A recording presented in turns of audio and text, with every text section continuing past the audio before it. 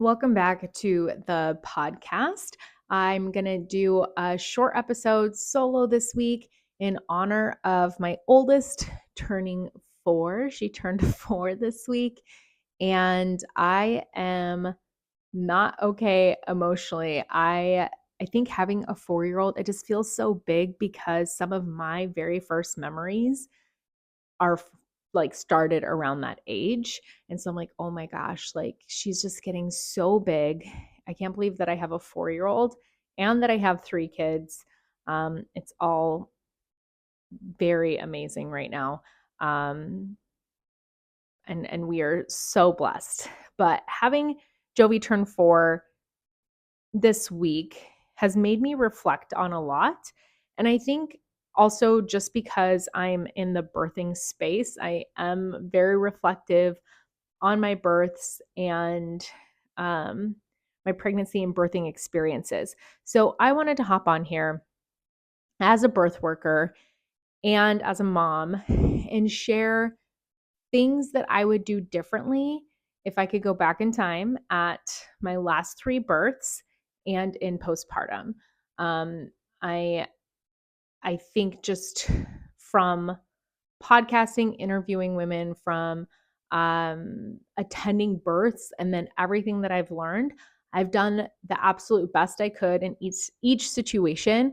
But that doesn't mean that there isn't room to grow and reflection. And I think in this like motherhood world, that's where we really struggle because somebody posts something online and it feels like an attack, but it's not. I see that a lot when people are sharing research on different things or statistics. They take things really personally and they feel like it's an attack on their choice or what happened to them in birth.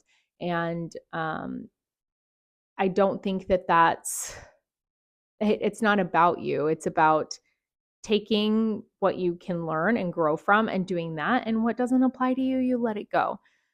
But with sharing this, I'm just hoping that maybe anyone out there who's pregnant or trying to conceive, wants kids in the future, that you can take some of the advice that I'm going to give today and maybe apply it to yours so that you can have the best possible birthing outcome. Um, and if you want to dive into my birthing stories, I can post the link to those episodes on here because I go into those in great detail. So I'm not going to go over everything again here. But I am going to just kind of reflect on the births and what I would change if I could go back. But we're going to accept the things we cannot change, right? And move forward. All right, so I'm going to start with Jovie's birth, which was 4 years ago. So I'm just going to preface with that it was COVID 2020. At this point, they didn't even know if Vito would be allowed in the room because they told me if I tested positive, he could not attend the birth. Doulas were not really allowed, except for since we went through the hospital and hired our doula through the hospital, she was allowed. And so there was just like a lot going on, right? It was super stressful. We had talked about potentially birthing somewhere else. However, I'm like, well, the highest risk of transferring with a home birth is with first time moms.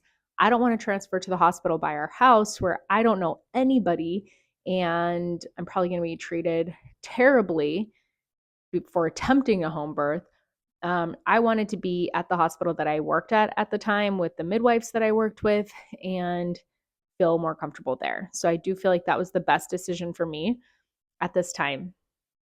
So, one thing that I always tell my clients, especially your first time mom, because there's the rarer births that are precipitous labors where the labors happen super, super quickly, but that's not the case for the majority. So, a lot of times, labor's kind of starting, you're back and forth, and I don't want them to go to the hospital right away. I always encourage my clients to stay home as long as possible, even if your water's broken. As long as you have 0 signs of infection, labor at home, because as soon as you get there, you're going to be put on a clock. There's going to be interventions introduced. So if you're looking for that unmedicated, intervention-free birth, stay home. Me, one of my biggest fears that I was talking to my midwives about, that I was talking to my husband about, was since I'm a doula, I'm going to convince myself it's like be in denial and not go, not go, not go, and then have a car baby. Or I was going to get to the hospital and be 2 centimeters dilated. Well, labor had been on and off for like a couple of days. And then finally, it started one night. It got to a point where it was too uncomfortable for me to sleep through. So I get up, I make some tea, I take a step, and I heard a pop.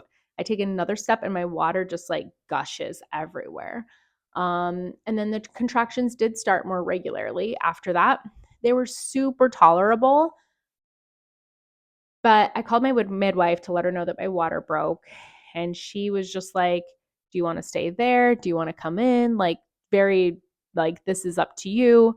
Obviously, she knows I'm a first time mom. This could be a really long labor. Um, and we decided to head to the hospital.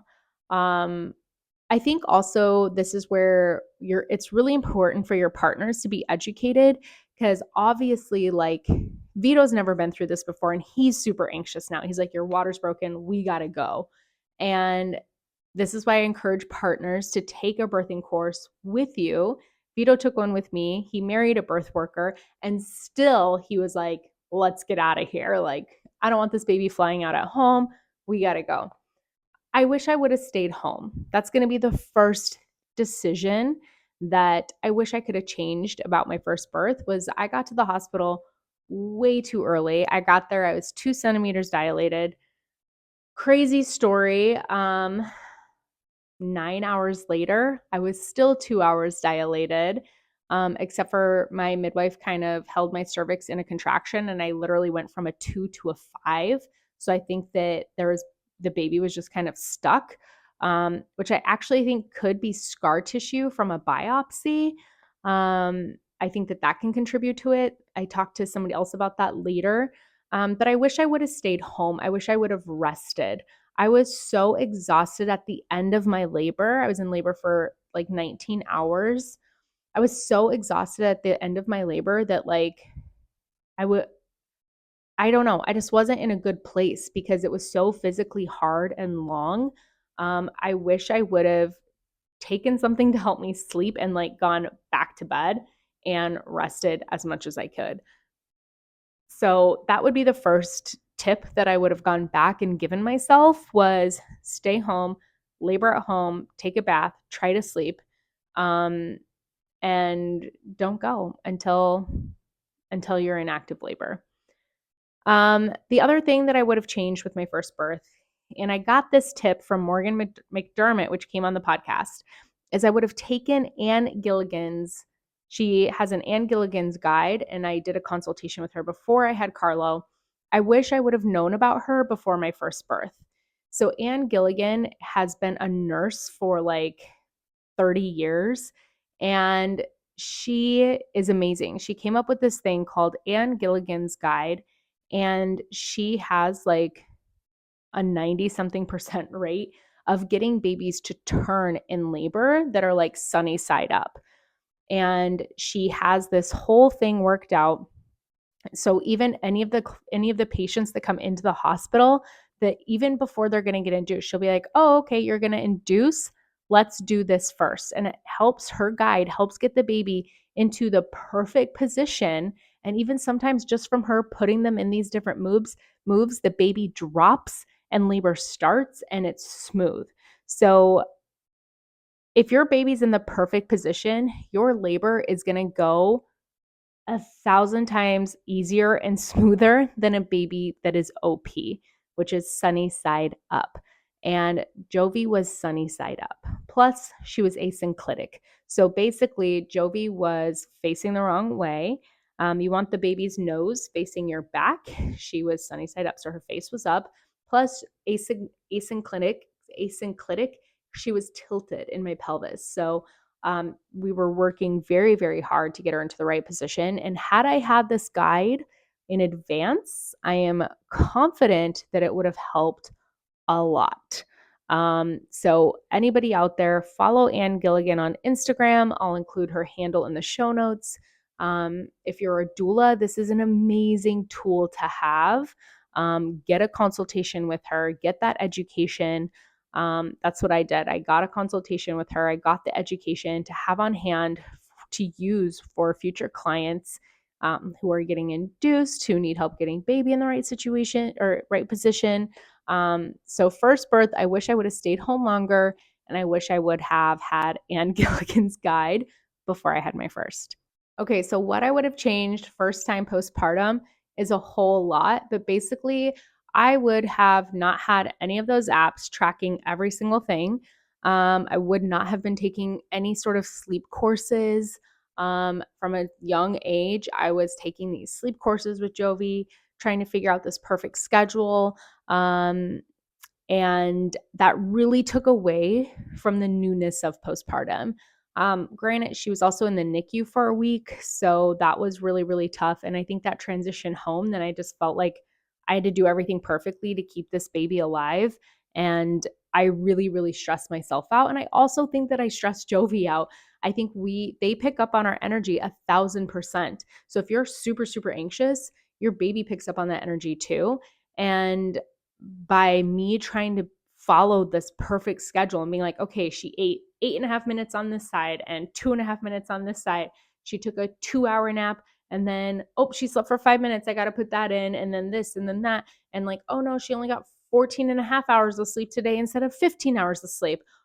I got to get this 30 minutes of sleep in there. I literally drove myself crazy trying to fit this.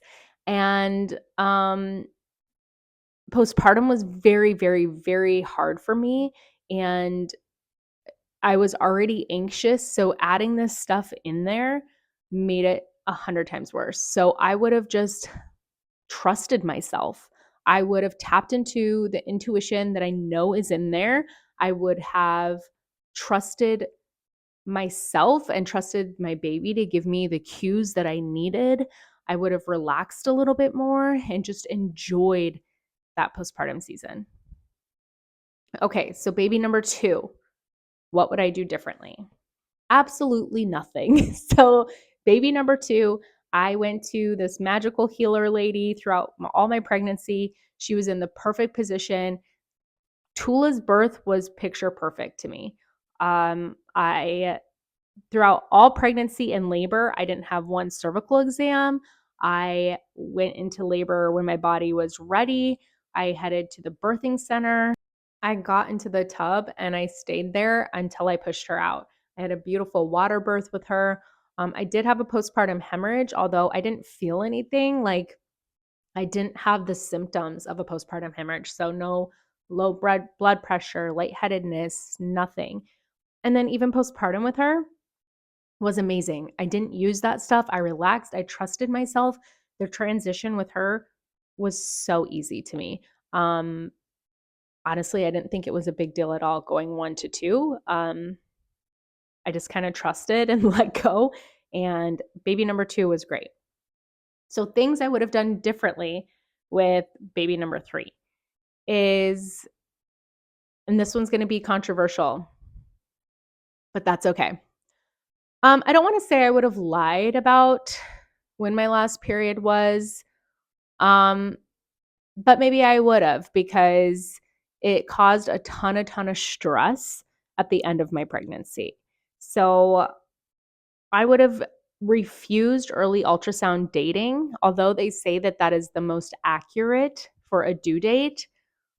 It's still not this hard day of when your baby's supposed to be due. To think that right at 40 weeks is your due date and that's when the baby is due, needs to be here, even with a 1 or 2 week flexibility, that's not even like, I don't know, there's a slight accuracy, but there's also a much bigger window. So I actually had a friend who was due with Carlo, and she knew when she conceived, but they kept telling her the date was way off. She gave birth a month early, like 5 weeks early. Her baby was 7.5 pounds, but they were treating him like a preemie. And she's like, no, I kept telling you guys that my due date was off. Like he's full term, he's healthy. Whereas with Carlo, I know when I ovulated that cycle. It's assuming that everybody's ovulating on day 14, which is not true. I actually ovulated on day 22 of that cycle. And so my early ultrasound dating was kind of similar to like when my last period was and that day 14 ovulation. But I'm like, I know I didn't conceive then because I actually keep track of all of it in my Ava app with my Ava bracelet. So I knew that it was off. And so I hit 40 weeks and I'm hitting 41 weeks and Carlo's not here. And it kind of forced me into a really crappy situation. Whereas if I didn't give birth by 42 weeks, I was going to be forced out of the birthing center because that's mandated by the Illinois law. So they have to follow that. That you risk out of care at a birthing center in the state of Illinois at 42 weeks. So it put me in a really stressful situation. We did a balloon and castor oil at the birthing center. That's just not how I envisioned my third birth. I'm still like, I'm glad he's here and happy, but I'm still like processing it. And so I know if we have a fourth baby, that I'm not going to do early ultrasound dating. And I'm just going to kind of go with the flow with my birth because that pressure and stress at the end was really, really awful. And I know most people listening to this are going to be birthing in a hospital where they're going to be wanting to do early ultrasound dating. You can always deny it, but they're also going to be measuring their belly, wanting to go off your last period. But you can advocate for yourself when it comes to due dates, and I'll include some of the research in the show notes. I actually just saw that, who was it? Oh, some girl who's a Peloton instructor just had her baby. And she came at 42 weeks plus 3 or 4 days. And I saw it because a midwife had shared it on her stories. And so I go to the comments and all these OBs are like, oh my gosh, like, or nurses freaking out. And it's because they've been so indoctrinated in what their system says. Yes, there is a risk that stillbirth can increase, but it's still very, very minimal. But there's actually way more risk that increases with inductions and interventions when you choose to do that. So you deserve to know all the research. You deserve to know, hey, yes, going past a certain date, there are some risks, but inducing and forcing your body and baby to do something that they're not quite ready to do also has risks. And so that's my big issue with all of this. Like all the OBs in there commenting like, oh, thank God the baby's safe.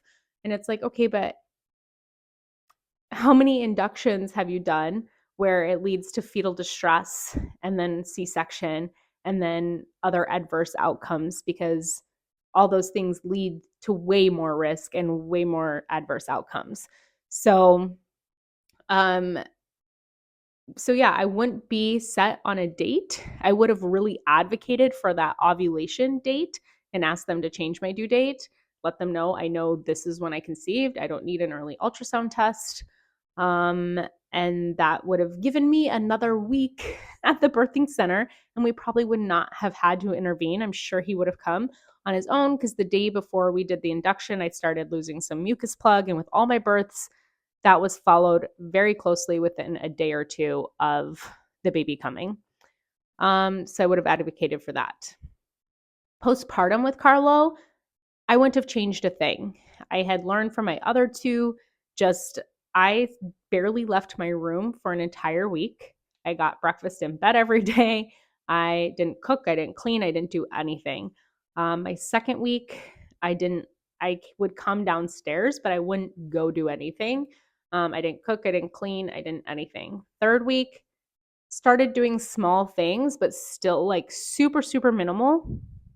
And I really, really, really took it very low key and really let my body recover and rest afterwards. And it was amazing. So I highly recommend that. I know that that's not an option for everybody, but if you have family that can help out, if you can afford a postpartum doula, if you can afford any sort of care, postpartum, I would definitely recommend that. But even people who I know who can afford these things, um, we I didn't pay for it. We had family, which was great. It's really great living by family and having people around you that can come stay with you and help out and cook and feed your family and take care of your children. And obviously, Vito was helping take care too. He only was home for a week from work, and then unfortunately, he had to go back to work. Um, that was the same with all of our babies, home for a week and then back to work. But I had family around to help, which was amazing. So, but even the people I know who can't afford this stuff, they push themselves so hard. Um, they're like, oh, well, I wanted to get out with the other kids, and they're only a couple weeks postpartum, and walking around, they're walking at a festival or something, and it's like, no, no, no, no. You're in a diaper, honey. You're still in pads. You're bleeding. You need to be at home. You need to be nourishing yourself. You need to be letting your body heal, even if you feel okay. That's the stuff that I hear from everybody all the time. Is they're like, no, I feel great. I feel great, and then later they're like, I pushed myself. Like I pushed myself way too hard, way too fast. So you want to make sure that you are just worrying about healing and nourishing your body and taking care of that baby and bonding and resting when you can. Um, this last postpartum was really, really, really, really great. So to summarize it all up, things I would do differently. Jovie's birth, I would have stayed home longer and I would have taken Anne Gillagan's guide. Postpartum, I would have deleted all those apps. I wouldn't have taken any sleep courses. I would have just tapped in and then tuned out everything else. Second birth, great. Loved it. I wouldn't have changed much. Third birth, I would have insisted on changing my due date based on my ovulation, and I would have refused early ultrasound dating. And and that's probably it with my second birth. Then I could have maybe avoided the other things that I didn't necessarily want. But yes, I'd say just really tap into your intuition. We've kind of chalked birth up to be pregnancy and birth. It can be scary, and it is. There's so much out of our control. But when things are out of your control, you can't stress about things that you can't control. Obviously, there's going to be a level of stress there, but letting go and trusting your body and trusting your baby and taking that time to really tap into yourself is so, so important. And we do plan on having a fourth baby, not anytime soon. But my goal for pregnancy number 4 would be like right now, I'm working with a functional person just to get my body healthy, to try to be the healthiest I can, trying to get in workouts, build up strength. I want to be strong. I want to be healthy. But going into number 4 is going to be just taking time every single day to be with my baby, pregnant. So with my belly, like taking some breaths of gratitude, disconnecting electronically, focusing like on the baby, doing some guided meditations, just really tapping in and enjoying and like envisioning the life that I'm creating and really eating to nourish and myself and the baby. And then and trying not to live in fear during that time, I would say. And then birth wise, it's easy to have a plan. Things can change, but I think that the plan is so, so important because that helps you know what your options are. It helps you figure out if you need an alternative, what to do, and not having everyone around you tell you what you should be doing. So baby number 4 would be hopefully a home birth and hopefully another water birth, and hoping that I don't need any intervention and baby could come on their own when they're ready. So that's what I envision for number 4 based on the last 3. I would love for you guys to reach out to me and let me know kind of how your pregnancies compared or your births compared. I know sometimes we don't know a lot with our first, and so things just can kind of happen to us.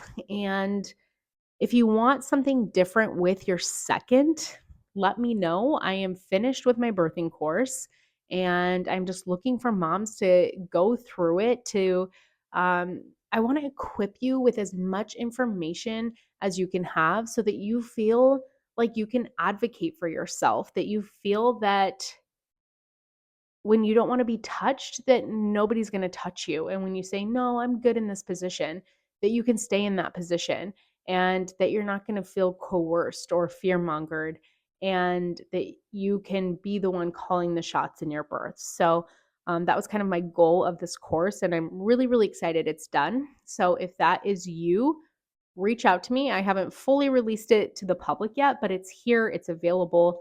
Um, so if you're interested, reach out to me and let me know.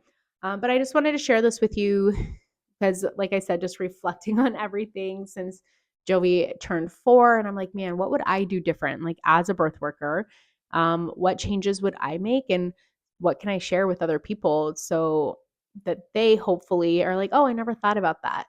I never thought about refusing an early ultrasound, or I never thought about taking Ann Gilligan's guide or staying home longer or maybe even deleting all the apps and the other stuff.